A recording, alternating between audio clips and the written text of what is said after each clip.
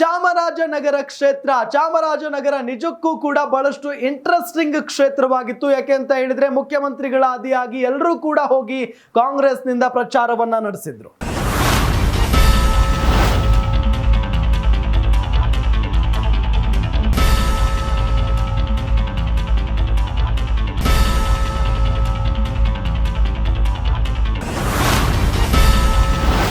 ಸಚಿವ H C Mahadevappa ಪುತ್ರನಿಗೆ ಗೆಲುವಾಗಿದೆ.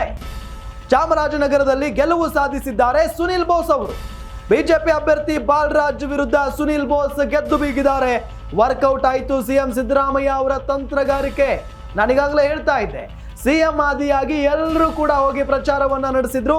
ಜೊತೆಗೆ ಪ್ರಭಾವಿ ಸಚಿವ ಎಚ್ ಸಿ ಮಹದೇವಪ್ಪನವರ ಪುತ್ರ ಅವರು, ಎಚ್ ಸಿ ಮಹದೇವಪ್ಪನವರು ಹಗಲು ರಾತ್ರಿ ದುಡಿದ್ರು.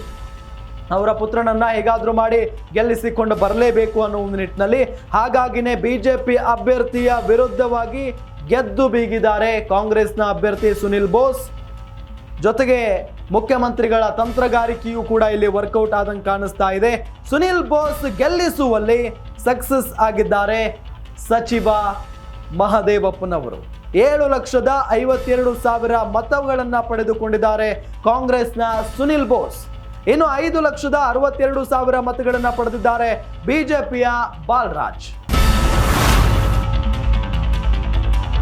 ಅಂದ್ರೆ ದೊಡ್ಡ ಅಂತರದ ಗೆಲುವನ್ನ, ದೊಡ್ಡ ಮತಗಳ ಅಂತರದಿಂದ ಇಲ್ಲಿ ಗೆದ್ದಿದ್ದಾರೆ ಅಂತಾನೆ ಹೇಳ್ಬಹುದು. 7,52,000 ಮತಗಳನ್ನ ಸುನಿಲ್ ಬೋಸ್ ಅವರು ಪಡೆದು ಗೆದ್ದಿದ್ದಾರೆ.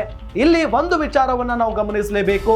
ಚಾಮರಾಜನಗರ ಕ್ಷೇತ್ರಕ್ಕೆ ಯಾರು ಅಭ್ಯರ್ಥಿ ಆಗ್ತಾರೆ, ಯಾರನ್ನ ನಿಲ್ಲಿಸಿದ್ರೆ ಒಳ್ಳೆಯದು ಬಿಜೆಪಿ ಅಭ್ಯರ್ಥಿಯ ವಿರುದ್ಧವಾಗಿ ಅಂತ ಹೇಳಿ ಕಾಂಗ್ರೆಸ್ನವರು ಬಹಳಷ್ಟು ಪ್ಲಾನ್ ಮಾಡ್ಕೊಂಡಿದ್ರು ಚುನಾವಣೆಗೂ ಮುನ್ನ.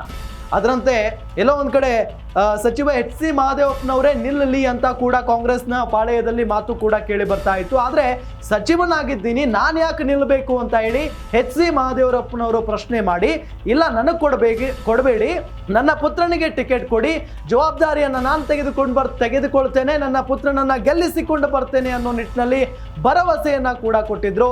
ಅದರಂತೆ ಕಾಂಗ್ರೆಸ್ ಹೈಕಮಾಂಡ್ ಸಚಿವ ಎಚ್ ಸಿ ಮಹದೇವಪ್ಪನವರ ಪುತ್ರ ಸುನಿಲ್ ಬೋಸ್ ಅವರಿಗೆ ಟಿಕೆಟ್ ಅನ್ನ ನೀಡ್ತಾರೆ. ಆ ದಿನದಿಂದಲೂ ಕೂಡ ಬಹಳಷ್ಟು ಪ್ರಚಾರ ಕಾರ್ಯದಲ್ಲಿ ಭಾಗಿಯಾಗ್ತಾರೆ, ತಂತ್ರಗಾರಿಕೆಯನ್ನ ಮಾಡ್ತಾರೆ ಸಚಿವ ಎಚ್ ಸಿ ಮಹದೇವಪ್ಪ. ಮುಖ್ಯಮಂತ್ರಿಗಳನ್ನ ಕರೆದುಕೊಂಡು ಹೋಗಿ ಪ್ರಚಾರವನ್ನ ಮಾಡ್ತಾರೆ. ಅದೆಲ್ಲವೂ ಕೂಡ ವರ್ಕೌಟ್ ಆಗಿದೆ ಅಂತಾನೆ ಹೇಳ್ಬಹುದು ಈ ಕ್ಷಣಕ್ಕೆ.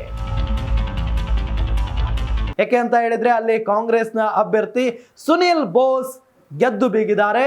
ಚಾಮರಾಜನಗರ ಈಗ ಕಾಂಗ್ರೆಸ್ನ ತೆಕ್ಕೆಗೆ ಬಿದ್ದಿದೆ.